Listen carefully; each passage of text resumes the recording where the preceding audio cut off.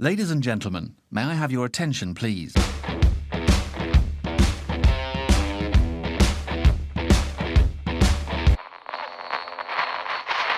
Bonsoir tout le monde, je suis heureux de vous accueillir pour une nouvelle soirée dans la boîte. J'espère que tout le monde va bien mieux que moi. Bienvenue au nouveau et merci aux autres de rester. Je sais que certains ont eu un peu de difficulté à nous trouver et donc je suis ravi de vous avoir avec moi ce soir. Nous sommes de plus en plus nombreux. Merci beaucoup Clarence pour tout ce que tu as fait. Mais la boîte est vaste, elle peut accueillir beaucoup de monde et donc vous pouvez continuer d'inviter vos connaissances pour que plus personne ne soit triste ou seul le jeudi soir. Un petit mot sur le fonctionnement pour les personnes qui nous ont rejoints et pour ne laisser personne au bord du chemin. Si vous êtes avec nous sur Discord, nous pouvons voir vos commentaires en temps réel via la chatroom. Ça, vous l'avez compris depuis la demi-heure qui vient de passer. Nous tenterons de répondre à vos questions au maximum, c'est la top priorité. Si vous n'avez pas de questions, pas de réaction ou pas de clavier, vous pouvez simplement écouter la discussion paisiblement. Par ailleurs, si les dieux de l'informatique sont toujours avec moi, cette rencontre est diffusée en direct sur la chaîne YouTube de la boîte. Bonsoir à tout le monde sur YouTube, j'espère que vous êtes confortablement installés. Ce soir, comment faire d'un lieu un personnage incontournable de votre histoire? La boîte vous convie à un voyage vers le Mali en compagnie de Clarence Spitz à l'occasion de la sortie du roman La parole du chacal aux éditions IFS. Professeur d'histoire de l'art et d'anthropologie, Clarence a placé le peuple des Dogons au cœur d'un ethno-thriller haletant. Mais avant d'en parler, on ne change pas une bonne vieille habitude. Je vous propose de faire connaissance, s'il faut encore faire connaissance, avec Clarence Spitz grâce aux 6 faces de la boîte et au portrait chinois littéraire que le monde entier nous envie. Bon amusement à tout le monde. Bonsoir Clarence et merci d'avoir accepté mon invitation. Hello, avec grand plaisir Frédéric. Et je suis super contente de voir qu'il y a énormément de lecteurs, de potes qui ont trouvé le chemin de la boîte. Je suis ravie, merci beaucoup à tous. Eh bien écoute, je pense que le sujet est passionnant, que l'invitée est passionnante, et donc on va commencer tout de suite. Mais si tu étais, puisque c'est notre portrait chinois littéraire, un livre de chevet, lequel choisirais-tu? Je choisirais L'écume des jours de Boris Vian.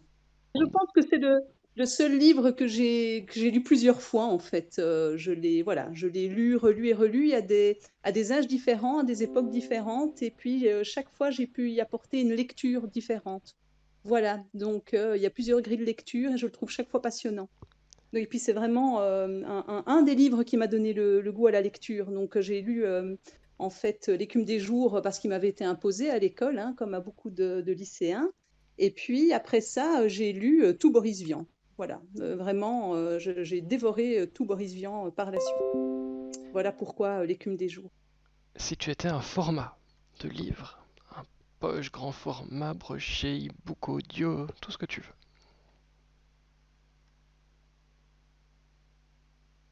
Ah, pour la beauté de l'objet, je serais un brochet, mais pour le côté pratique et lecture de plage, je serais un poche.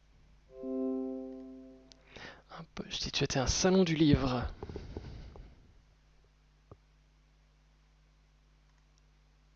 Un salon du livre, l'Iris Noir Bruxelles, évidemment. D'office. Je ne pourrais pas en citer un autre. Tu peux toujours dire Parce qu'en pourquoi, fait, il y mais a tu n'es Marco pas qui écoute. obligé. Hein. Mais oui, je Je vois pense qu'il ça. ne savait pas, mais Alors, il a mis un flingue sur ma tempe. Et avant l'émission, il m'a dit, t'as intérêt à dire l'Iris Noir Bruxelles. c'est une bonne raison. Il a déjà pas eu Mylène Farmer, Oui, alors hein. si on le prive en plus de citer l'Iris Noir, je pense que En ça va être plus, compliqué. Si tu étais ouais, sinon il menace de me priver de Cuberdon. une question que tu détestes qu'on te pose. Comme ça, je la raye de ma liste tout de suite après. Ah, attends. Oh, rien. Je crois pas. Ou si, il y a une question que je trouve toujours très désagréable, c'est quand on te demande à quoi tu penses. Tiens, tu penses à quoi? J'aime pas, mes pensées m'appartiennent, à moi. Si tu étais un rayon dans une librairie, Ah le rayon, thriller, le rayon de thriller. d'office. Vous m'entendez peut-être rire, mais je me rappelle d'une certaine réponse d'un disco boy qui est dans la salle, qui nous a quand même répondu un rayon de soleil.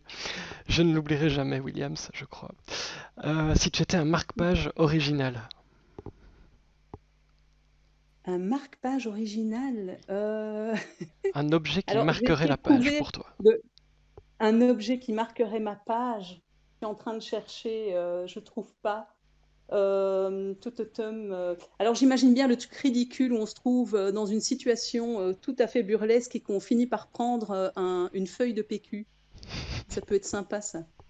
C'est pas mal. Alors, on propose un canard. Donc, est-ce qu'une Oui, plume hein. de canard Oui, pourrait... et puis c'est mon côté glamour, en fait. Barbara, une très bonne idée. Euh, si tu Oui, j'avais étais, pas lu. Un canard, oui. si Une plume tu de canard. étais un endroit où lire, puisque tu aimes lire, Un j'imagine. endroit. Ah, sur la plage, avec le bruit des vagues. J'adore ça. Et si tu étais un personnage, Un personnage de quoi? De livre? de tout On ce m'a que tu posé la veux. question dernièrement. On Je m'a sais. posé la question J'ai vu que tu avais beaucoup de mal avec ça, pour une donc je me fais un interview et plaisir. j'avais répondu Kim dans les mondes d'Aldébaran. C'est une BD que j'ai lue il y a très longtemps. Je crois que même que j'étais à la fac. Et cette BD m'a passionnée et j'aime bien le côté un petit peu aventurier, fantastique, SF en même temps. J'aime bien le caractère de ce personnage en plus, donc oui, pourquoi pas. Si tu étais un temps de conjugaison, Si j'étais le présent. Ah, j'aime vivre dans le présent. Le moment présent, c'est super important. D'ailleurs, j'écris, mais mes livres sont écrits au présent.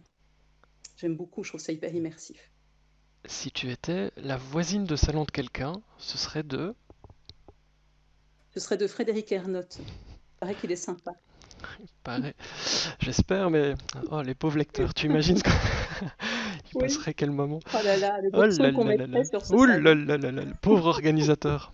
Marco, si tu nous Alors entends, là, il oui. faut surtout pas faire ça, hein. Oui, c'est par nous, mais nous très loin l'un de l'autre.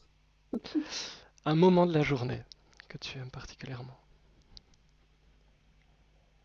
J'adore le soir, je suis pas du tout du matin, je mets toujours un temps très très long à me réveiller, hein. Il me faut mon café, presque mon demi-litre de Coca Zéro, je mets vraiment du temps à démarrer.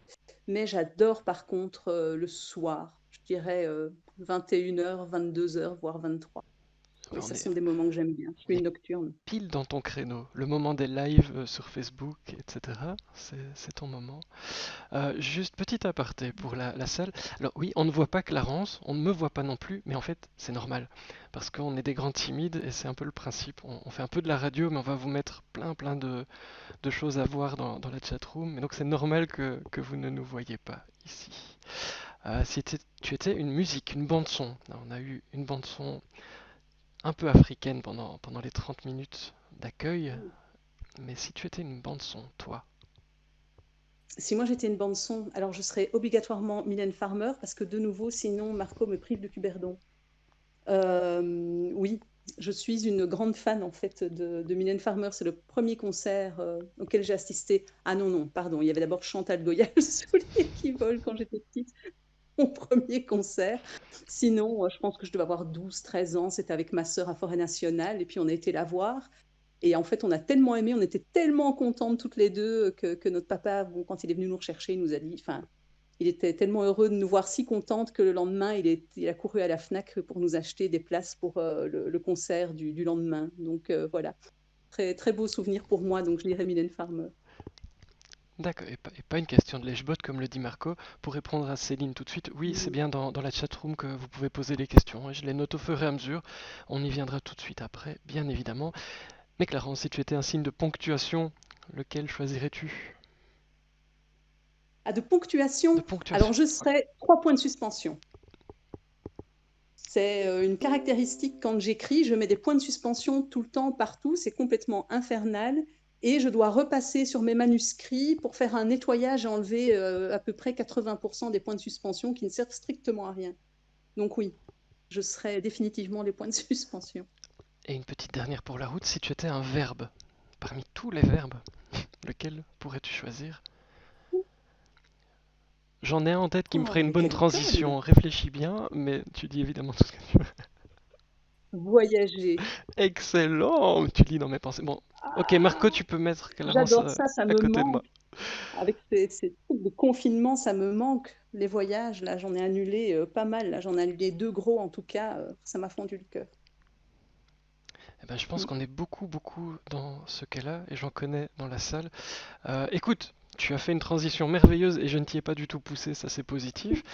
Euh, la, la parole du chacal fait peau neuve et revient sur le devant de la scène grâce aux éditions IFS.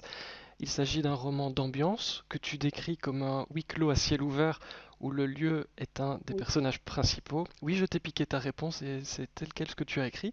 Mais le côté culturel y est omniprésent, il alimente l'intrigue en permanence. Alors comment fait-on ça, me direz-vous? C'est exactement ce que nous allons essayer de comprendre dans cette question qui déboîte, qui est la deuxième partie de notre émission. Et Clarence, ma première question va te renverser par son incroyable originalité. Peux-tu nous pitcher ce roman pour les personnes qui ne le connaissent pas? De Ah quoi oui. parle La parole du chacal? Ben donc, comme tu l'as dit, la parole du chacal, c'est un huis clos à ciel ouvert. Donc, c'est un ethno-thriller. Et c'est l'histoire, en fait, de Sacha et sa maman Claire qui partent à l'aventure au Mali avec un groupe de touristes. Ils sont 10, ils ne se connaissent pas à la base. Et ils partent pour assister chez les Dogons donc à des fêtes cérémonielles, les fêtes du Sigi qui n'ont lieu que tous les 60 ans. Donc c'est un voyage un petit peu exceptionnel et Claire est une femme divorcée, elle veut offrir ça à son fils. Elle a quand même quelques craintes hein, avant le départ et puis surtout elle visionne, elle assiste à une conférence donnée par un des guides accompagnateurs qui est anthropologue qui s'appelle Armand et pendant pendant le visionnage de ce film, elle aperçoit quelque chose dans les falaises d'Ogon. Donc, au niveau des tombes, donc il faut imaginer que le pays d'Ogon est constitué d'une falaise énorme de 200 km de long. Et au milieu de cette falaise, il y a des anfractuosités qui servent en fait de tombes aux Dogons. Et durant voilà, ce film, elle aperçoit quelque chose, une apparition un peu fantomatique, fugace à travers ces anfractuosités et ça va la travailler jusqu'au départ. Voilà. Évidemment, le voyage ne va pas du tout se passer comme prévu. Il y aura un accident en cours de route. Ils ne vont pas se retrouver dans le village qui était initialement prévu.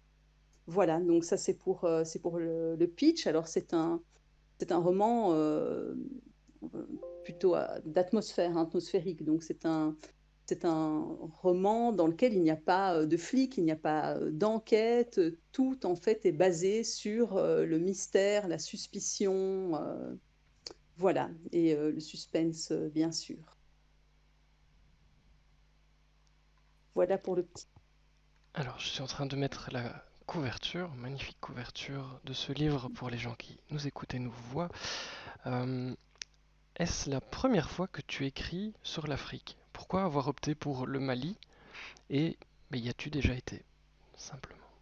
Alors, oui, c'est le seul livre jusqu'à maintenant hein, que j'ai écrit sur l'Afrique. J'ai bien dit jusqu'à maintenant. Et pourquoi le Mali? Ben, parce qu'en fait, j'ai voyagé au Mali quand j'étais jeune, enfin quand j'étais à l'université, parce que je faisais mon mémoire de fin d'études sur un sujet qui concerne l'Afrique de l'Ouest, sur les représentations féminines dans les rituels masculins en fait d'Afrique de l'Ouest. Et j'avais centré mon travail sur trois ethnies, donc les Bambara, les Sénoufos et les Dogons. Et j'avais eu envie de partir au Mali pour découvrir le pays d'Ogon, qui est tout à fait particulier. Et ce voyage m'a profondément marqué. Enfin, m'a marqué, et ce qui m'avait le plus marqué dans ce voyage, parce que j'ai visité plein de villes, hein, Bamako, Tombouctou, et le pays d'Ogon. Et c'est vraiment ce pays d'Ogon, donc les falaises de Bandiagara, la plaine du Séno, donc ces paysages magnifiques, hein, gigantesques, voilà, qui m'ont le plus marqué pendant ce séjour. Et c'est réellement cet environnement, cette atmosphère, ce pays d'Ogon qui m'a inspiré tout un scénario. Donc c'est comme ça que je travaille, que je conçois en fait l'écriture et mes intrigues. Je pars toujours en fait d'un lieu. C'est aussi pour ça que dans mes livres, le lieu est toujours un des personnages principaux. C'est parce que je pars toujours d'un lieu, c'est un lieu qui m'inspire. Je vois un lieu, je ressens une atmosphère et j'imagine tout d'un coup un crime, un cadavre, une scène très cinématographique. Et à partir de là, je vais tisser toute une intrigue. Donc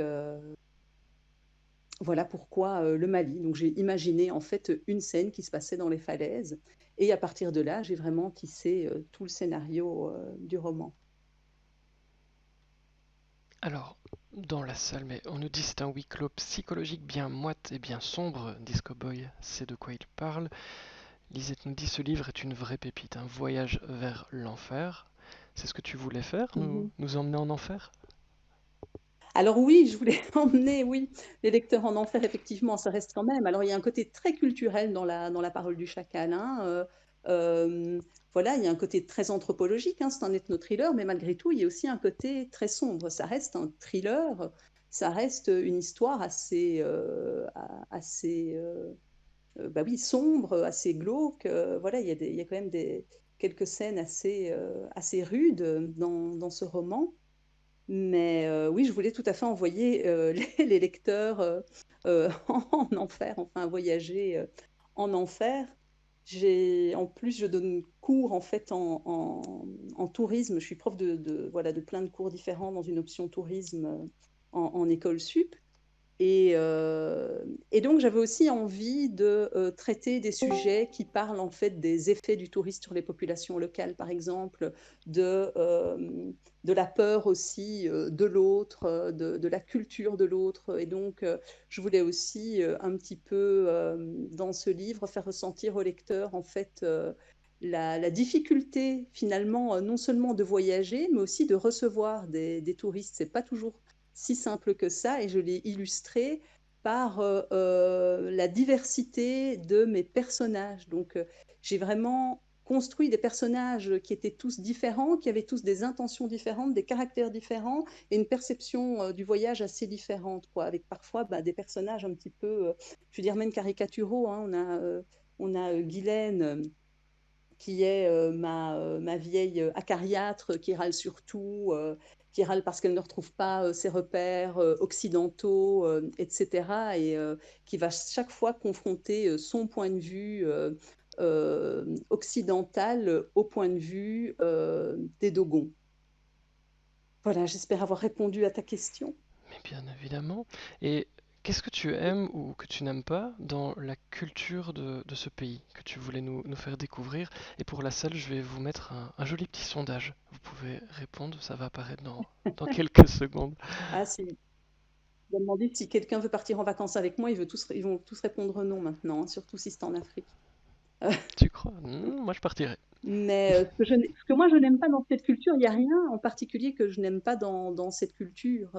J'aime étudier les cultures différentes, ça c'est clair. Et chez les Dogons, je me suis sentie extrêmement bien. Il n'y a rien que je n'ai pas aimé. Si, alors il y a peut-être quelque chose de très pratique. Alors on va de nouveau parler toilettes hein, après le PQ marquage. Mais les sanitaires chez les Dogons, c'est rude. Voilà, les sanitaires, les blattes, enfin voilà, c'était pas forcément évident. Après, moi je suis un peu du genre prête à tout pour voyager et je ne m'arrête absolument pas, même à ce genre de détails, je vais dire. Les conditions de voyage étaient assez, assez rudes, mais je m'adapte assez, assez facilement. Mais sinon, oui, c'est peut-être le seul truc, voilà, le truc le pire du voyage. Mais sinon, à part ça, non, il n'y a rien que je n'aime pas dans la culture Dogon. C'est une culture que j'aime vraiment, vraiment beaucoup. Et tu es plutôt une baroudeuse en voyage ou plutôt touriste? C'était une des questions que je voulais te poser un peu plus tard, mais pourquoi pas maintenant? Euh, Les, Comment voyages-tu? les deux. Les deux. Je pense qu'il n'y a pas de bonne ou de mauvaise façon de voyager. Chacun doit voyager comme il le sent. Alors évidemment, on a les voyages du touriste, je dirais, un petit peu lambda, qui va rentrer dans sa bulle touristique, dans un hôtel où tout est pareil que dans un autre hôtel, avec des standards à l'européenne, etc.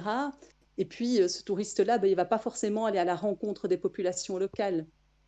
Hein, et puis quand il le fera, ce sera encadré, ce sera avec un groupe, ce sera organisé, il y aura toujours une distance entre lui évidemment, et la culture locale, parce qu'il y aura un jeu un petit peu faussé. Hein, le local va essayer de plaire aux touristes par tous les moyens pour essayer de l'attirer, de lui vendre des trucs. Enfin, il y a vraiment finalement un espèce de jeu d'acteurs entre les deux. Alors sinon, il y a l'autre type de touriste, qui est le touriste aventurier, hein, qu'on appelle plutôt le voyageur, le touriste qui part à l'aventure, qui essaye de se fondre aux populations locales, de vivre avec elles et de vivre son voyage vraiment pleinement et en immersion. Donc ça, c'est vraiment les deux types de touristes un petit peu clichés. Et j'ai déjà appartenu aux deux types. Hein. J'ai déjà voyagé dans des clubs resort, Club Med, etc. Et j'ai passé des vacances super à faire du sport, à sortir en boîte le soir, à manger trop le midi. Donc, et ça m'a beaucoup plu. Et par contre, j'ai aussi fait des voyages beaucoup plus d'aventure. Hein, En tant que, et c'était une question qu'on m'a glissée dans l'oreillette, vous savez, la célèbre oreillette.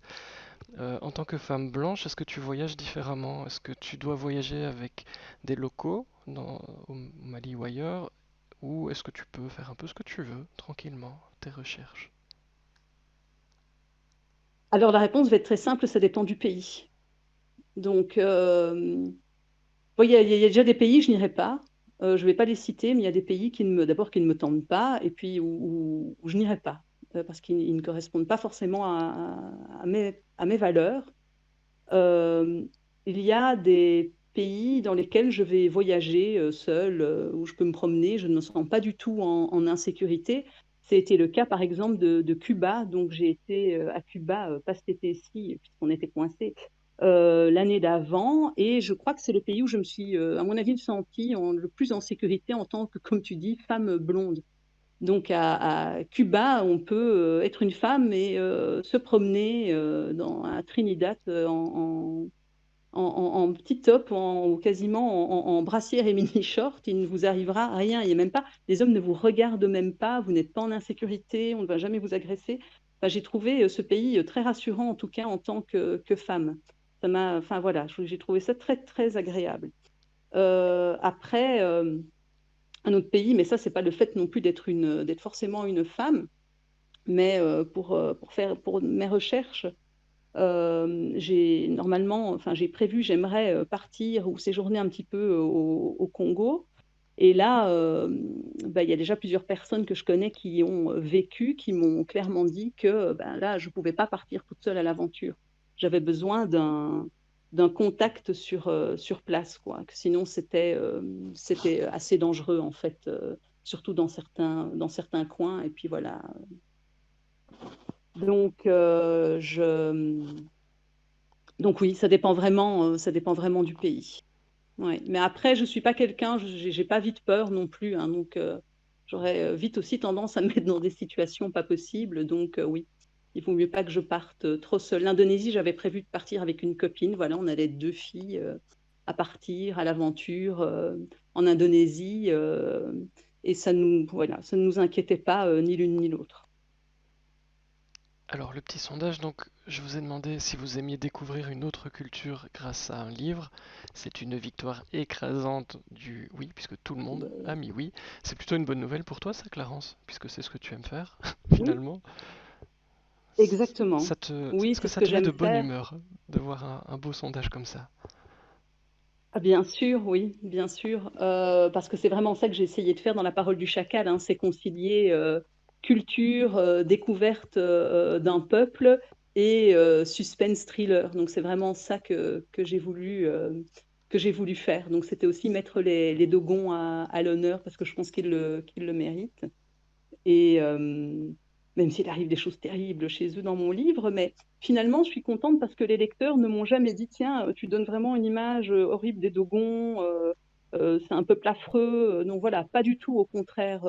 Les lecteurs ont été très curieux après, ils ont été s'informer sur les Dogons, ils ont été regarder des images sur Google. Et non, parce que c'est vraiment dans ce livre, les Dogons sont réellement à l'honneur. Et je voulais quand même donner une image positive en fait de ce peuple, montrer qu'ils avaient une culture à part entière qui est tout à fait complètement éloignée de la nôtre, mais qui pourtant n'est pas, comment dire, n'est pas moins bien, moins bonne que notre culture. Elle est tout aussi légitime. Voilà.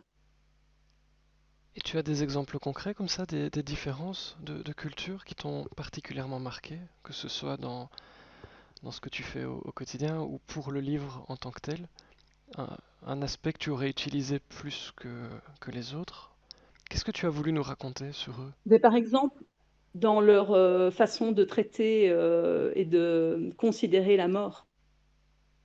Tout simplement, donc j'ai un passage dans mon livre, je crois pas que ça va spoiler beaucoup, où on compare, l'enterrement d'Ogon avec un enterrement, chez nous et où finalement, eh bien, il y a un personnage, d'Ogon, qui est le chauffeur, donc qui est extrêmement bien français et qui va servir, aussi de guide en plus de l'anthropologue et qui à un moment, bah, il dit, ben, il a vécu en Europe et que finalement il trouve que nos enterrements, c'est d'une grande tristesse. On met, quelqu'un dans une boîte, on l'enterre sous terre, on ne le voit plus jamais et puis, après, on se retrouve, on boit un café et puis chacun rentre chez soi quoi, enfin chacun rentre chez lui, pardon et puis il trouve que c'est d'une profonde tristesse.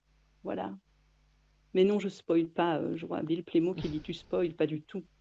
C'était une réflexion d'un personnage à propos de nos Et donc, voilà, de nos pratiques, funéraires. quitte à voyager, je vous ai demandé donc quel pays aimeriez-vous découvrir grâce à un livre. Et nous avons Gwen qui nous parle du Monténégro. Choix des réponses. Lisette, ce serait le Pérou. Alors on a l'Égypte pour Barbara. Fanchon nous dit la Suède. Vicky de Wonderland nous dit l'Écosse. C'est varié, hein. Tu as encore plein de livres à écrire, du coup, Clarence. C'est plutôt une bonne nouvelle. Plein de sources d'inspiration, Le bah, là-dedans, Mexique pour Cécile. ah ouais, oui, ben, le Mexique, oui. Le Montana pour Le Disco Boy. Mexique, ouais, bien vu, mais il y a aussi ouais, le Pérou, pourquoi pas? Ça peut être très, très sympa, un livre qui se passe un thriller qui se passe au Pérou. Alors, J'y ai jamais voyagé, hein, ça me donnerait une excuse pour y aller. ce sont des bonnes excuses. Alors, tu en as déjà un peu parlé, mais C'est en possible. gros, pour être peut-être plus rentré dans les détails, comment se passent les recherches quand on fait d'un lieu un personnage principal de son livre? Est-ce que ce sont des gens là-bas qui te racontent des histoires? Est-ce que tu te bases sur des observations qui te servent, des lectures, des vidéos, des documentaires, un peu de tout? De quoi te De sers-tu? tout. Alors, de tout, de documents écrits, de vidéos. Je me base alors pour l'ambiance, par exemple, je peux aussi me baser sur, des ressentis de blogueurs, hein. Ça peut paraître idiot, mais des blogueurs qui auraient remarqué, certains traits, culturels, très actuels.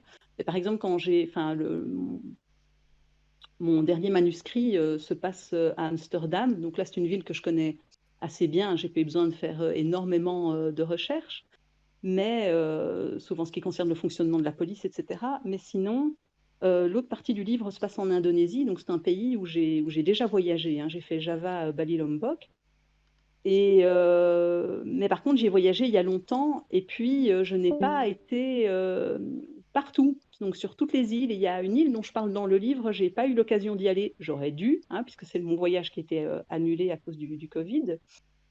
Mais voilà, je n'ai pas pu. Par contre, là, je vais aller, piocher, des photos sur le net, je vais aller, regarder des reportages, donc sur YouTube ou à la télé. J'en ai trouvé, par exemple, même sur Netflix. Je vais aussi là, j'ai une amie, qui avait été sur cette île, qui est assez particulière, j'ai beaucoup discuté avec elle, donc elle va aussi d'ailleurs me fournir de la documentation, Est-ce qu'il faut coller à la réalité quand on veut transporter les lecteurs vers une destination comme le Mali? Ou est-ce que tu t'es autorisé des approximations, voire des passages que tu aurais complètement inventés? L'histoire, oui, elle est complètement fictive et encore pas tout à fait. Par contre, pour tout ce qui est lieu, culture, etc., non, ça, tout est vrai en fait dans le livre. Et puis j'y ai voyagé hein, au pays d'Ogon, donc j'ai parcouru la savane, j'ai vu ce que c'était qu'une toguna, la maison des hommes, j'ai logé dans leur case. Enfin, donc oui, le récit là, il colle parfaitement à la réalité. Il y a des passages, en fait, le passage qui peut paraître le plus ou le moins vraisemblable du livre, qui est, de nouveau, je ne vais pas spoiler parce que c'est le tout début du livre et puis on en parle dans le 4e de couverture, qui est l'accident. Donc ils ont un accident de voiture en cours de route et c'est ça qui va les mener dans un village qui n'était pas celui initialement prévu.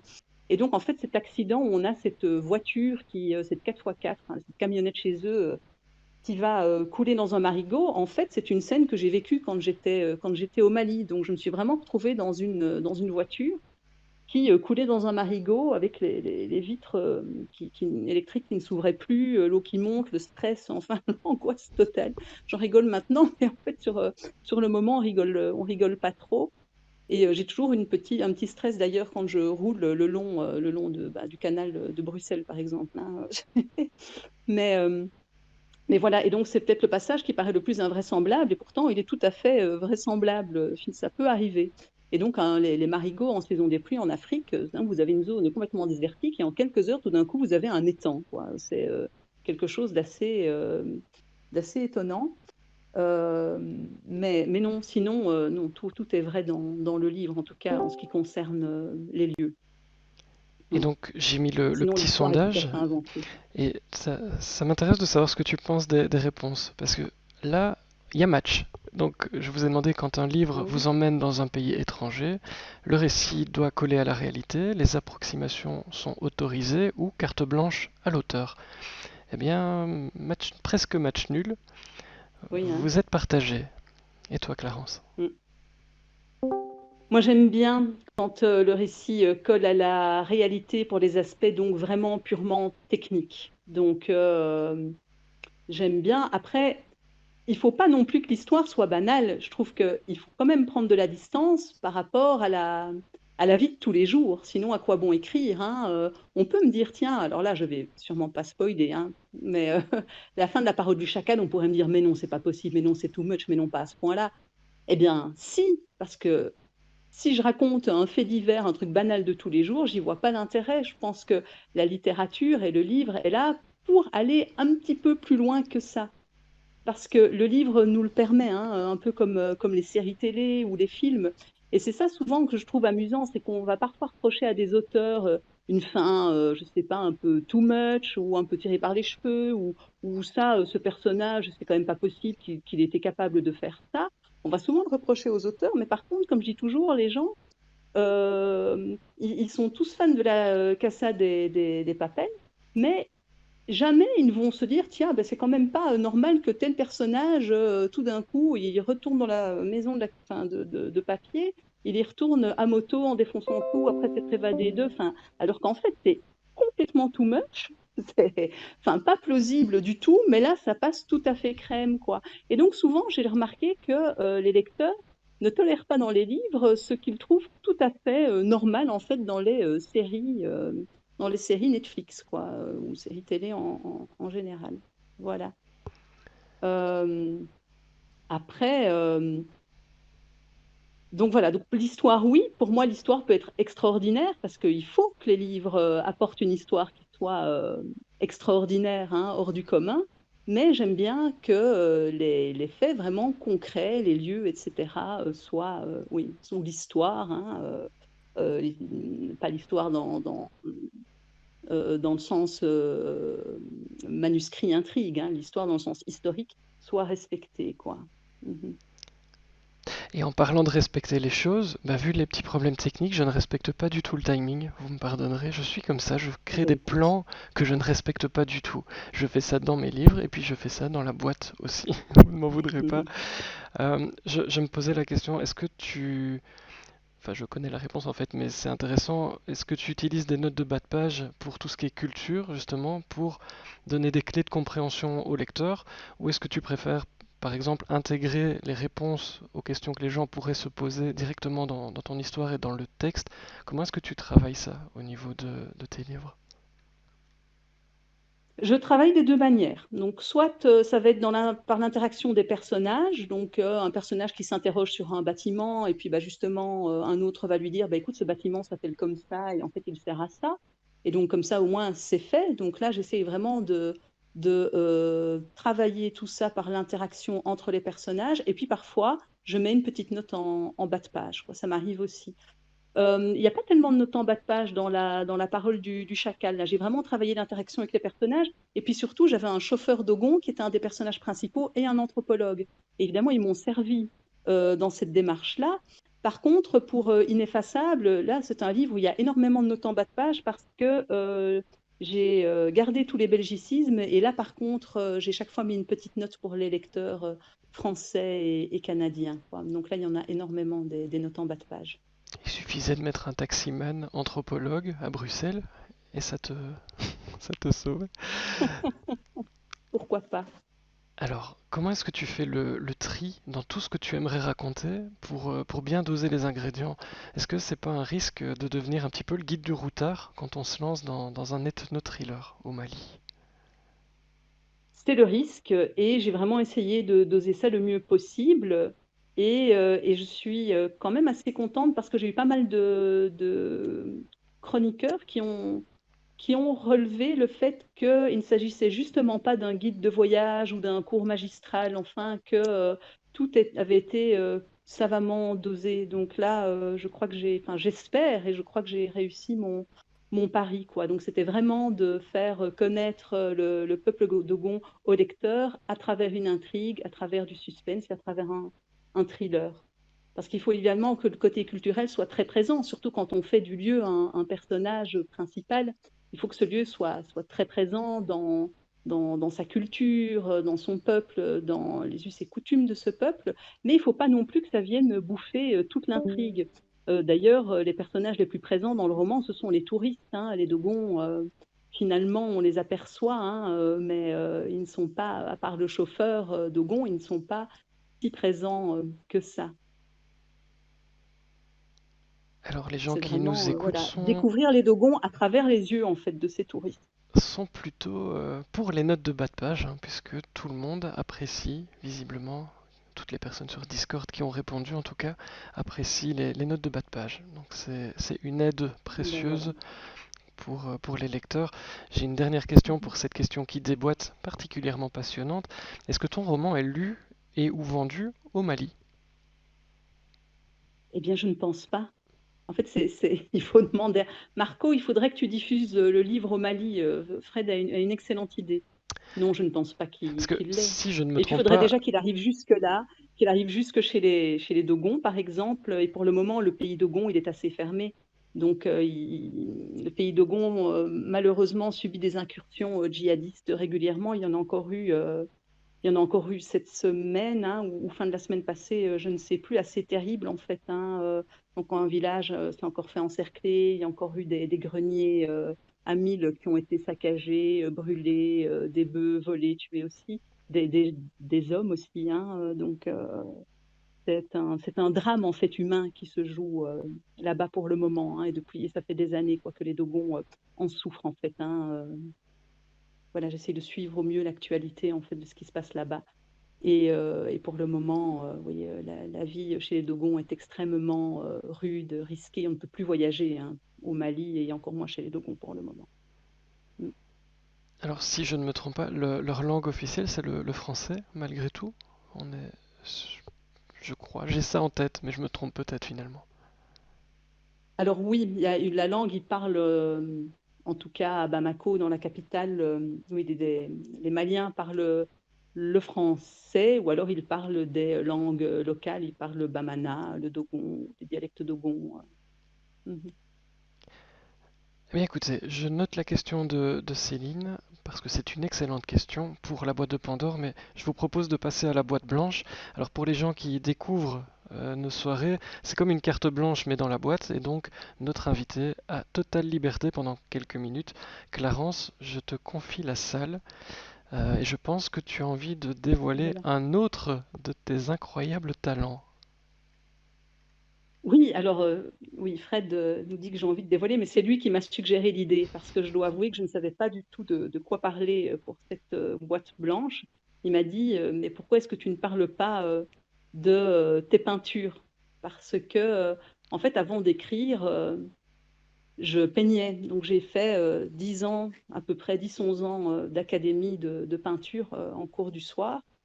Et donc le dessin, la peinture, c'est quelque chose qui me poursuit depuis que je suis, petite ou en âge de tenir un crayon. Donc quand j'étais, enfant, en fait, c'était, plutôt ma sœur qui était la toute grande lectrice de la famille. Elle lisait énormément, je lisais aussi, nettement moins qu'elle. Et moi, en fait, je, passais, mon temps à, dessiner, colorier. Donc c'était, presque obsessionnel. Et depuis vraiment, toute petite, je dessine, principalement, des gens, des personnages, des portraits, donc des visages ou le corps humain. Voilà, ça me fascine complètement. Et donc j'ai fait, voilà, Fred a gentiment posté des toiles ici, des toiles à moi. Et donc j'ai fait énormément d'académies de peinture. D'abord en art disciplinaire, j'ai touché un peu à tout, le crayon, le fusain, le pastel sec gras. Et puis je me suis, très vite spécialisée vers la peinture et la peinture à l'huile.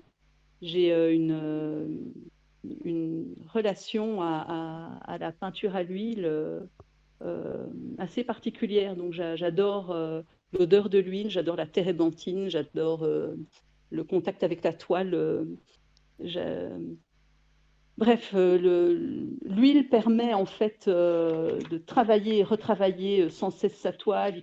Elle permet, de faire des couches de glacis, une certaine transparence, hem, c'est une peinture qui permet énormément de nuances. Donc voilà. Et alors je suis tombée, oui, Lioli qui dit: «Ah, le célèbre canard de Marat». Je suis tombée sur une académie, en fait, près de chez moi, ici en Flandre. Et sur un prof, qui m'a poussée assez loin dans une démarche, qui était celle, en fait, de reproduire des, toiles de maître dans laquelle, j'ai inséré, chaque fois, un canard en plastique. Donc une manière pour moi, en fait, de m'approprier, des techniques, des anciens. Parce que, je considère qu'avant de me lancer dans quelque chose de très personnel, voire, d'abstrait ou de plus expressif, pour moi, avant de me lancer là-dedans, en fait, je voulais vraiment, maîtriser, l'art de la peinture à l'huile à fond. Et je pense que j'y suis pas encore tout à fait, hein. Donc je voulais vraiment maîtriser la peinture avant de me lancer dans quelque chose de personnel. Et pour moi, ça passait en fait par, presque, une approche de copiste. Et donc j'ai vraiment voulu reproduire des toiles ou des détails de toiles, célèbres pour, vraiment m'approprier, ces techniques anciennes. Et pour ça, j'ai choisi une série, de peintres d'abord que j'affectionne et qui avaient une approche, différente, hein, de la peinture à l'huile. Et donc j'ai reçu à prêter un livre qui parlait justement des techniques, des peintres, hein, à travers l'histoire. Et je m'en suis inspirée donc, pour, recopier, ces différentes, toiles, hein. Donc ici, vous avez un détail du radeau de la Méduse, donc de Géricault, hein, qui est une peinture, du mouvement, romantique. Donc il s'agit évidemment d'un détail, parce que si j'avais dû reproduire toute la toile, je crois que j'y serais encore et jusqu'à ma mort, hein, tellement elle est gigantesque. Je sais plus quelle taille elle fait, mais genre, 2 mètres sur 5 ou 3 mètres sur 5. Et puis, qu'est-ce que j'avais donné ici comme échantillon? Beh, oui, on a Adam et Ève de la New Mystique, hein. J'ai remplacé, vous voyez, les pommes par un par un petit canard en plastique. Hem et donc là, on est dans les prémices de la peinture à l'huile, hein, avec les frères Van Eyck et les primitifs flamands, hein, qui ont été les premiers à utiliser l'huile en peinture. On a Marat assassiné, hein, avec la toile de David, hein, qui est, elle, néoclassique. Qu'est-ce qu'on a encore? Ah oui, et on a David tenant la tête de Goliath, donc une peinture du Caravage, un peintre que j'affectionne particulièrement, hein, un peintre très, très avant-gardiste hein, pour son époque, hein, tout début du baroque. C'est un peintre assez génial, hein, avec un tempérament impétueux, un peintre anticonformiste. J'aime beaucoup, hein, moi, tout ce qui est peinture d'avant-garde, peintre anticonformiste, etc. C'est quelqu'un de très sombre, très ténébreux, hein, le Caravage. Et donc, enfin, ou alors tu l'as peut-être pas encore mise, j'avais L'homme blessé aussi de Courbet. Ah ben c'était la première, hein, oui, on en a déjà parlé, quoi. Et donc j'ai vraiment eu cette approche donc de peindre ces toiles, de reproduire ces toiles anciennes, mais en y ajoutant un élément très contemporain, qui est celui du canard en plastique, et en plus qui est un objet à double, triple, quadruple sens. Donc il y a des connotations très diverses. On peut le voir comme le petit jouet pour enfants. D'ailleurs, quand je peignais ces toiles, mes enfants étaient petits et ils trouvaient ça très fun que maman ajoute des canards pour le bain dans des toiles très sérieuses. Ils trouvaient que mes tableaux étaient très sympas, très amusants et très fun. Et puis évidemment, le canard en plastique a une connotation sexuelle aussi. Donc il vient ajouter du piment dans ces toiles, hein, qui vient aussi ajouter, quand on voit Marat avec son petit canard, hein, il est là avec son canard dans son bain, j'ai évidemment échangé sa lettre hein, ou sa plume par ce canard en plastique hein, qui tient dans sa main gauche. Voilà, donc Et Cécile demande si tu comptes pareil. exposer un jour, pour répondre Alors non, je compte pas. C'est quelque chose, justement, mon prof à l'académie, chaque fois me demandait, bon, c'est quand que tu exposes? Il comptait mon nombre de toiles, il me disait, ben maintenant c'est bon, t'en as 12, tu peux exposer. Donc lui, je crois qu'il aurait bien aimé, il me poussait à ça. Et puis je bloquais en fait complètement. C'est bizarre, autant l'écriture, j'ai pas eu de souci à écrire, à envoyer mon manuscrit, à le présenter à des bêta-lecteurs, à le faire lire. Autant mes toiles, il y a quelque chose de psychologique là, enfin, je sais pas, j'ai beaucoup de mal en fait à les sortir de chez moi. Elles sont quasiment toutes chez moi. Je crois qu'il y a juste ma sœur qui en possède une dans son école. Elle possède, en fait, j'ai fait un canard en plastique brun, donc en matière bois. Et en fait, c'est la trahison des images de Magritte. Donc, ceci n'est pas ceci n'est pas un canard. Et donc, j'ai reproduit si vous voulez, la texture du bois version canard en plastique. Et puis elle a aussi la méduse du Caravage chez elle, mais je crois que ce sont les deux toiles seulement à moi qui circulent, en tout cas celle avec des canards. Sinon, j'ai vraiment beaucoup de mal à les montrer, hein. Donc voilà, les exposer, et je sais pas, je bloque. Alors que l'écriture, j'ai plus facile à me livrer, en fait. Il y a peut-être moins d'enjeux pour moi, je sais pas. Euh, Par contre, une fois, voilà, il y avait eu un concours sur une émission flamande à la télé sur Canva. Et, euh, et de nouveau, mon prof m'avait poussé il m'avait donné le filon, il m'avait poussé à m'inscrire. Et puis je l'avais fait, j'avais passé la première étape. Et après, enfin, j'avais deux toiles qui avaient été sélectionnées. Puis après, il fallait passer devant un jury. Et en fait, le jour même, je n'ai pas voulu y aller. Donc, c'est impossible, je n'ai pas voulu aller en fait défendre mes toiles devant le jury. Et du coup, c'est mon mari qui a pris qui était à ma place. Donc, il a dit, désolé, en fait, ma femme n'a pas pu venir, elle est malade. Enfin, c'est n'importe quoi. Je lui avais donné un petit écrit avec, voilà, pour défendre mes toiles. Je lui avais donné un petit peu quelle était, pourquoi j'avais peint ça, ma vision, ma démarche, etc. Donc, je lui avais fait un petit topo. Il était les défendre devant le jury. Et, euh, et voilà, il paraît que le jury a beaucoup ri. Ils ont dit à mon mari, en tout cas, vous ne devez pas vous ennuyer avec votre femme à cause des canards. Mais bon, après, voilà, j'ai passé un seul tour, j'ai pas été finaliste. Et il y avait une des toiles que je n'ai pas présentée ici ce soir, c'était mes premières toiles en fait avec les canards. Donc j'étais au début aussi de ma démarche. Et il y en a une, c'était La liberté guidant le peuple. Et en fait, j'avais remplacé le drapeau français par un drapeau noir avec un gros canard. C'était à l'époque des problèmes linguistiques en Belgique, enfin soit. Et, et bon, apparemment, il y avait encore quelques problèmes techniques dans celle-là. Voilà. Eh bien, Donc, écoute, je ne sais pas si tu vois j'ai travaillé et retravaillé. Est-ce que tu vois les commentaires des gens? Moi, ce que je vois, Mais pas trop, parce que pendant que je parle, je les lis pas trop, parce que sinon, je perds le fil de mes idées. eh bien, moi, je les lis attentivement et je pense que tu pourras aller les relire quand le live sera terminé, parce que, en gros, c'est très positif. Et donc, Ok. tu devrais lire. C'est intéressant. Mais écoute, je vous Bien, propose... merci tout le monde. Mais Moi, voilà. Et donc j'ai fait aussi, donc à côté de ces toiles qui sont plus personnelles, j'ai fait aussi une série de portraits. Donc on m'a commandé, donc j'ai vendu quelques portraits en fait à l'huile, un peu à l'ancienne, avec voilà vraiment les portraits à l'ancienne avec les petits blasons, etc. Donc ça j'en ai fait quelques-uns. Je crois que j'en ai vendu 5, quelque chose comme ça quoi. Mais ça me prend voilà, ça me prend un temps fou. Et puis il faut trouver l'acheteur aussi parce que vu le temps que ça prend, c'est quand même relativement cher quoi. Et donc ça, j'ai arrêté parce que il faut. Bah, de toute façon, c'est ça ou l'écriture. Hein, là.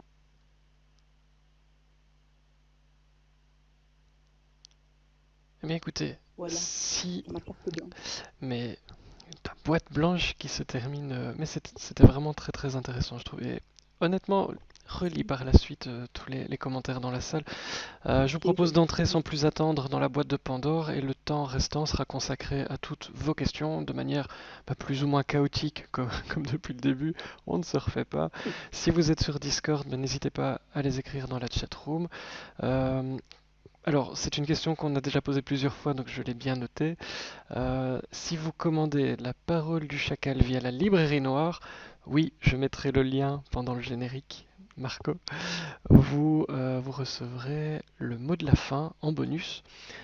Le texte court, c'est un exercice qui te plaît. Pourquoi? Est-ce que tu peux nous en dire plus sur le mot de la fin? Sur le mot de la fin, sur la nouvelle, le texte court. Oui, Oui, j'ai écrit quand même pas mal de nouvelles pour des recueils ou notamment le mot de la fin. En fait, le mot de la fin, je l'avais écrit sur une plateforme de concours en ligne. Elle avait reçu le premier prix à l'époque et puis j'avais reçu 4 livres voilà, d'une maison d'édition. Et puis, elle était restée après, cette nouvelle, dans un tiroir. Et j'ai découvert les éditions La Miroir, donc, qui publient des opuscules. Et donc, ce sont des nouvelles courtes qui doivent faire exactement, donc vraiment pile 5000 mots. Et donc, ma nouvelle, le mot de la fin, il me manquait quelques centaines de mots. Et puis voilà, je l'ai un peu retravaillé. Et je l'ai proposé aux éditions La Miroir et j'ai vraiment eu une réponse quasiment positive et immédiate. Donc c'est comme ça qu'elle a été publiée aux éditions La Miroir. Et en fait, le thème du concours à la base auquel j'avais participé, c'était je torture mon éditeur. Euh, et je m'étais amusée à torturer un éditeur en fait psychologiquement. Quoi. Je l'avais un peu séquestré et torturé, mais uniquement psychologiquement. Et voilà. Donc, c'est ça, à l'époque du concours, qui avait fait apparemment la différence. C'est que les autres avaient plutôt torturé leur éditeur physiquement, et moi, j'y avais été de manière un peu plus psychologique. je connais Voilà. Donc, quelqu'un si qui jamais vous voulez la tremble. découvrir. Oui. Ah, bah, du coup, il y a Marco. Oui, bah, voilà, Marco. Quoi, t'as pas lu le mot de la fin, Marco? Tu savais pas que je savais torturer un éditeur? Mais Alors, c'est vraiment un format que j'aime bien, en fait, la nouvelle. Hein. Oui, j'en ai vraiment écrit quelques-unes. Dans un autre, je m'en suis pris à Christophe Mahé, dans une autre nouvelle pour un recueil. tu règles tes comptes en Euh, fait dans les nouvelles. exactement, oui, exactement. D'ailleurs, j'ai promis à Marco qu'un jour j'allais régler mes comptes avec Marie Kondo. Donc c'est une promesse que je lui ai faite. Un jour, ce sera fait. Alors, si vous avez des Et puis à la fin de questions... la parole du chacal, il y a une nouvelle. Excuse-moi, je Oui, oui, t'interromps. vas-y, vas-y.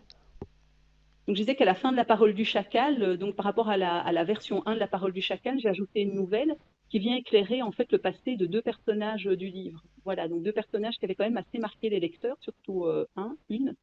Et donc, on me demandait souvent, mais pourquoi elle est comme ça? Enfin, bref, on aurait bien voulu en savoir plus sur son passé, sur le pourquoi du comment, pourquoi elle réagit comme ça. Et donc, j'ai écrit une nouvelle qui parle de son passé. Et donc, c'est une nouvelle qui se passe aussi, donc qui se passe, elle, à cheval entre Bruxelles et l'Afrique. Donc, un autre pays que le Mali, mais je ne vais pas tout spoiler parce que une nouvelle, c'est vraiment très, très difficile à pitcher parce qu'en fait, c'est très rapide et très court. Mhm. Et donc, on a bien On m'entend parlé de encore? la nouvelle. Moi, je t'entends toujours. Donc, n'hésitez Ok. pas à nous dire si vous nous entendez toujours, mais apparemment, oui. Clarence, tu as reçu il y a peu de temps le prix des Mordus de Thriller 2020 pour ton roman Ineffaçable. Ça Oui. fait quoi de gagner ce prix? Alors, ça fait que j'ai mis des jours, voire des semaines à le réaliser, en fait. C'était assez étrange, je m'y attendais vraiment pas.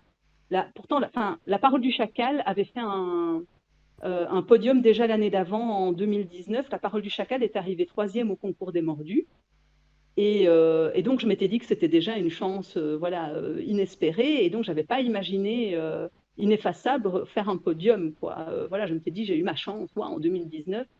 Et puis finalement, Ineffaçable est arrivé premier au concours des Mordus de Thriller. Donc j'étais la première étonnée et heureuse, quoi, contente. C'était vraiment pour moi une consécration. Les Mordus de Thriller, en fait, c'est le premier groupe de lecture sur lesquels je me suis inscrite il y a des années de ça en tant que lectrice. Et finalement, me dire que j'étais lectrice au départ, et puis j'ai entrepris la démarche d'écrire des romans, de les présenter à des éditeurs, de les publier, et puis que finalement je gagne le prix des Mordus en fait 2020, c'est carrément pour moi, c'est carrément hallucinant en fait. Oui, c'est juste waouh. Donc j'en suis tout à fait ravie. Alors le petit concours de circonstances aussi, c'est que j'ai gagné ce prix et une semaine après, en fait, l'éditeur a annoncé qu'il mettait la clé sous la porte et donc Ineffaçable n'est plus édité pour le moment. J'ai encore quelques exemplaires. Et la librairie noire en a encore aussi, je crois qu'il y en a encore quelques-uns aussi sur Amazon. Mais donc, pour le moment, on sait encore se procurer ces exemplaires-là, mais sinon, le livre n'est plus imprimé. Il faudra attendre début 2021 pour qu'il soit à nouveau publié aux éditions IFS. Voilà. Alors, est-ce que Où ton j'ai arrivée travaillé chez... de nouveau avec Salvatore Marco. Oui, effectivement. sans transition, est-ce que ton arrivée chez Phénix Noir te met la pression pour la suite? Quels sont tes projets? La pression, non. Pourquoi la pression Parce qu'on est belge, non, ça me... ça met toujours la pression. Parce que... Entre, Ah, parce entre, qu'ils sont belges. entre Belges, on met toujours la pression, nous. On est comme ça. Oui, voilà. Non, j'ai pas la pression. Bah, j'espère qu'ils seront contents de moi, c'est tout. Mais à part ça, sinon, j'ai pas tellement la pression. Ils me mettent pas d'ailleurs la pression. Ils me demandent pas d'écrire des manuscrits. Ils me demandent pas de grosses échéances. Non. Et puis là, voilà, j'ai des manuscrits en attente aussi. Donc, pour le moment, en fait, au niveau écriture, j'ai même pas la pression du tout. J'aimerais bien l'avoir un peu plus d'ailleurs. Je devrais me la mettre pour recommencer vraiment à écrire sérieusement, quoi. Et pour le quatrième, j'ai tellement de recherches à faire que je peux pas encore entamer l'écriture. Voilà, j'aurais vraiment beaucoup de recherches en fait à faire. Ce sera peut-être celui qui va me demander le plus de recherches. Mm. Alors, je continue à regarder. Donc, si vous avez des questions, on va bientôt terminer, donc n'hésitez pas. En attendant de voir si vous avez encore quelques questions, je vais vous faire une confidence, hein. Ma lecture en cours, c'est un livre marqué de l'empreinte Pitts, mais pas celle de Clarence, puisqu'il s'agit de L'ombre de l'île, écrit par Stéphanie. Alors, je n'ai pas Ah, terminé le chouette. livre, mais je peux déjà dire que c'est un coup de cœur pour moi. Et donc, pour toi, Clarence, j'ai une bête question. On vous a nourri à quoi dans la famille pour être si doué? Parce que je pense exactement la Oh, même chose de tes livres, si évidemment. douée, je sais pas, Stéphane, en tout cas, clairement. Alors, il faut imaginer que ma sœur, elle, quand elle écrit un premier jet, c'est carrément en fait la version finale. On retrouve trois coquilles et puis voilà. Donc c'est assez hallucinant. Stéphanie a une facilité d'écriture complètement déconcertante. Elle a un talent fou. Donc je suis vraiment en admiration en fait devant ma sœur. Elle, elle a une culture littéraire aussi assez extraordinaire. C'est une bibliothèque sur pattes. C'est vraiment sa passion. Quand je me rappelle, quand on était petite, elle était toujours avec un livre en main. Moi, j'ai 3 ans de moins. Et parfois, je voulais jouer. Alors, ça m'énervait de l'avoir avec son livre, tellement j'avais envie qu'on fasse parfois autre chose. Mais elle était complètement habitée, en fait, par la lecture. Donc, c'est vraiment son truc, son univers. Et j'aimerais bien qu'elle persévère en fait dans cette voie. Voilà. Et puis j'ai lu le manuscrit du second, qui est aussi bon que le premier, quoi, avec un petit côté historique. Voilà. Alors pour te Donc, rassurer, mais je suis contente que tu lises, Stéphanie, Fred. honnêtement, c'est un vrai coup de cœur. Je suis à la moitié, je vais pas Oh, mentir, mais c'est un vrai coup de cœur. vrai coup de cœur. Ah bah, Et, si c'est déjà un coup de cœur à la moitié, mais oui, et je pense que tu verras la suite. ça ne va pas aller en empirant, je ne pense pas. Non, vraiment. Il y a quelques bons twists, hein. Mm. Et c'est un peu, oui, j'avais cette impression que c'était une marque de famille, parce que j'ai ressenti un peu les mêmes choses en te lisant toi. Alors, bonne nouvelle, Marco, va te mettre la pression, parce qu'il ne t'a pas encore parlé de la tétralogie des Esquimaux cachée en Petite-Guinée du Sud, au nord de l'Équateur. Donc voilà, tu vas avoir, je Ah oui, pense... c'est un beau projet. Je vois, Alors, ben j'adhère, hein, j'adhère. Des Esquimaux, là je pourrais écrire sur les Inuits, pourquoi pas. Alors par contre, j'aurais un problème en fait pour voyager là-bas, parce que j'évite quand même ce qui se passe dans le Grand Nord, hein, parce que j'ai des soucis. Alors je passe quand même une partie de ma vie en Savoie, où là ça va, mais il faut imaginer qu'en Savoie, en plein hiver, moi j'ai besoin de sous-gants chauffants, de gants chauffants, de chaussettes chauffantes, donc voilà. Alors je m'imagine un petit peu mal de faire des recherches dans le Grand Nord, hein, voilà, vraiment, je m'imagine mal en Alaska. Ce sera difficile, tu laisses le mais terrain en à Petite-Guinée du Maumalo. Sud, au nord de l'île. Tu laisses... Oui, oui, bah oui, de toute façon, voilà, il fait ça très bien. Donc, Mais il y a peut-être des cuberdons chauffants. Enfin, il y a peut-être des... Oui, ou ça peut peut-être. Ah ben, il y a le peut-être, Génépi en Savoie, hein. effectivement. Il y a le Alors, vin chaud, la raclette et le Génépi. écoute, la salle réclame à corps et à cri et à texte que tu nous parles un peu du pont du diable. Je n'entends plus rien. Ah, est-ce que tu m'entends de nouveau? Ah, le pont du diable, alors ça, c'est un manuscrit qui traîne dans un... Oui, je t'entends, c'est un manuscrit qui traîne dans un tiroir. Donc voilà, c'est mon pont du diable qui est maudit et ce manuscrit qui est un peu maudit aussi. Donc c'est le premier qui aurait dû voir le jour, en fait, le pont du diable. C'est le premier qui a été écrit, hein. J'ai bossé avec ma sœur, en fait, sur ce manuscrit qui est resté tout à fait dans l'ombre parce qu'elle, voilà, c'est une longue histoire. Et puis après, elle a fini par écrire des romans par elle-même. Donc là, j'en suis vraiment enchantée. Et donc, en fait, ce manuscrit avait participé à un concours aussi en ligne. J'avais perdu du coup les droits d'auteur dessus. Et comme j'avais perdu les droits d'auteur, eh ben, c'était impossible en fait de le faire éditer. Je l'avais quand même envoyé à quelques éditeurs. J'avais une réponse positive de Fleur Sauvage en fait à l'époque, qui s'appelle maintenant LBS. En fait, j'ai pas pu signer à cause de cette histoire de droit. Donc c'est un manuscrit un petit peu maudit, mais je l'ai fait lire à quelques amis lecteurs en fait dernièrement et ils ont adhéré au manuscrit, au projet. Donc ça se passe en Savoie à deux époques. Il y a une partie 19e siècle et il y a une partie qui se passe en 2016 et donc les deux histoires en fait se font écho. Et alors il y a une partie, la partie au 19e, elle est écrite sous forme de roman épistolaire. Donc c'est le carnet en fait intime d'un soldat en faction dans un fort au 19e. Voilà, et ça fait écho à l'histoire en fait d'une Belge qui s'installe près de ce fort, dans un village perdu en Savoie, et elle rachète l'ancienne cure attenante à l'église, et elle retrouve en fait le carnet de ce soldat, et évidemment il se passe des tas de choses abominables qui sont relatées dans ce journal, et qui font écho à des événements qui vont lui arriver à elle, en fait. Voilà, et donc elle va très vite tomber dans la paranoïa.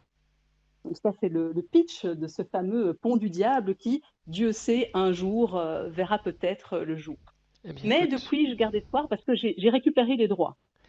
Bill Voilà. Playmo nous dit Après carrément quelques adhéré. années, je les ai de nouveau. C'est juste génial. Céline nous dit pas possible qu'il ne voit pas le jour. Et donc voilà, j'ai envie de dire, il n'y a plus qu'à.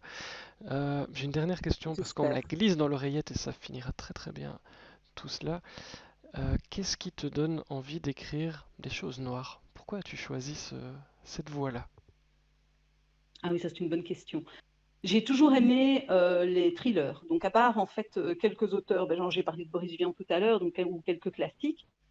J'ai toujours lu des thrillers depuis que je suis ado, donc j'ai commencé un peu comme tout le monde avec les Stephen King. Je crois que mon premier thriller c'était Cimetière, et puis j'ai enchaîné plein d'autres Stephen King, puis plein d'autres auteurs, et puis j'ai découvert par la suite Chatham, Tillier, etc.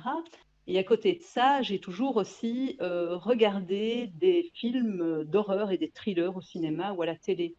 En fait, mon premier film d'horreur, j'avais 7 ans, alors ça paraît un peu, enfin, je sais pas ce qui est passé par la tête de mes parents. J'étais avec mes cousines, je m'en rappelle encore. Et puis, je sais pas ce que ont été regardés comme film, mais en tout cas, on pouvait pas voir ce film-là. Et du coup, on nous a mis dans une chambre. Alors, c'était Souvenirs de gamine de 7 ans. Et on a regardé Vendredi 13. Donc, j'avais 7 ans, on a regardé Vendredi 13. Ce film m'a évidemment marqué, il faut quand même imaginer. Donc, c'était le premier volet avec la mère de Jason et le camp de vacances. Eh bien, ce film, après, je l'ai revu, j'avais une vingtaine d'années. Chaque fois que je voyais un personnage, il y a Kevin Bacon qui joue dans ce film, chaque fois que je voyais un personnage apparaître, je pouvais dire comment il allait être tué. Donc ce film m'avait vraiment marqué du haut de mes 7 ans. Et puis après, j'ai enchaîné avec d'autres, avec les films classiques des années 80, avec les Poltergeist, avec Damien la Malédiction, avec Halloween, enfin, voilà, tous ces bons vieux classiques. Et puis, mon père aimait beaucoup aussi, donc souvent on se retrouvait devant la télé, il adorait les films d'horreur, il trouvait ça très drôle, il prenait ça au 36e degré. Et parallèlement à ça, en fait, ma mère est une grande fan de polar, d'Agatha Christie, de thrillers, et donc chez moi, ben, il y avait toujours eu des thrillers et des polars à lire. Donc je pense qu'en fait, tout simplement, que ce soit du côté cinéma ou que ce soit du côté littérature, j'ai toujours baigné dedans. Et pour le côté littéraire, en fait, on est une famille, et c'est vrai, de femmes assez littéraires, hein. Donc, ma grand-mère a toujours été ultra littéraire, à cheval sur l'orthographe. Donc, elle, euh, elle s'essayait à la dictée de Bernard Pivot chaque année. Ma mère aussi, hyper pointilleuse. Elle adorait tout ce qui était lecture, écriture. Et donc, on est clairement une famille de femmes, on va dire, littéraires. On n'est pas des matheuses. Eh bien, écoute, nos 60 minutes et des poussières Voilà. s'achèvent déjà. Ça passe vite, hein, quand on voyage et quand on parle Bon. thriller, ethno-thriller, pays étranger, culture. Que souhaites-tu nous dire pour conclure cette très riche soirée? Je te laisse le mot de la fin. Le mot de la fin. Ah ben justement, le mot de la fin. Donc, je vais éviter en tout cas de torturer mes éditeurs, hein, parce qu'ils sont bien sympathiques. Et ben, le mot de la fin, sera peut-être pour la littérature en général actuellement.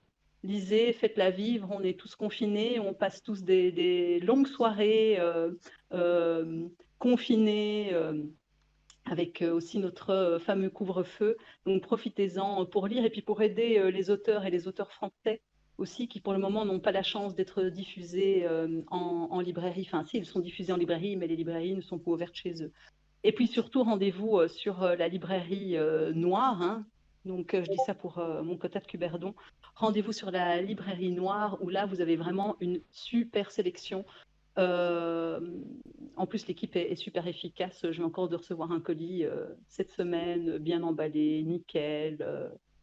Donc, voilà, n'hésitez pas, achetez des livres, lisez, ce sera mon mot de la fin. Alors, Disco Boy qui nous dit pensez aux auteurs français, mais il est presque belge, hein, notre ami Williams maintenant. On l'a un peu adopté en fait, si vous On a saviez. adopté, voilà, William, Ben, ça faisait longtemps, hein, parce ben qu'on est fan de oui, bière et de fricandelle. mais Et oui. donc, oui, ça faisait vraiment longtemps. C'est pour ça que du coup, il a signé chez IFS et chez Lamirois, quoi. Mais en tout cas, Notre français d'adoption. je vois tous vos commentaires. Merci beaucoup. Pour répondre à Cécile, eh bien écoute, pourquoi pas, mais je ne m'auto-inviterai jamais, et donc peut-être un jour, qui sait. Que ce soit sur Discord ou YouTube, merci infiniment pour votre présence. Mais ces Oui, rencontres merci n'auraient à pas tous. évidemment la même saveur sans vous. Et nous en avons, bah, comme Clarence le disait, plus que jamais besoin. Clarence, merci infiniment pour cette heure et des poussières dans la boîte Je avec t'en nous. prie, merci à toi. N'hésitez pas à Et vous... n'hésitez pas à lire C'est dans la boîte. Je l'ai Merci. lu il y a 2 semaines, il est juste excellent. La structure est top. Ok, Voilà, je, ça te, a plein d'imagination. je fais le virement. Merci, Clarence. Plus Ah, bah, de sérieusement, rien. plus sérieusement, n'hésitez pas à vous abonner à la chaîne YouTube de la boîte, c'est gratuit. Et à rejoindre le groupe sur Facebook, bah, c'est gratuit aussi et ça le restera toujours, hein, comme dirait Marc. Les liens vont apparaître comme par magie pendant le générique de cette émission. Vous aurez la librairie noire, vous aurez le groupe Facebook, vous aurez la page YouTube, vous aurez tout ce que vous demandez, parce que je suis comme ça, le cœur sur la main. Parlez de la boîte autour de vous un maximum. Je vous dis à très bientôt pour d'autres moments à ne pas rater. D'ici là, n'oubliez pas de lire et d'être curieux. Prenez bien soin de vous et des autres. Belle fin de soirée à tous et c'est pour moi le moment de lancer le générique. Je vous dis Merci encore à tous. à très bientôt.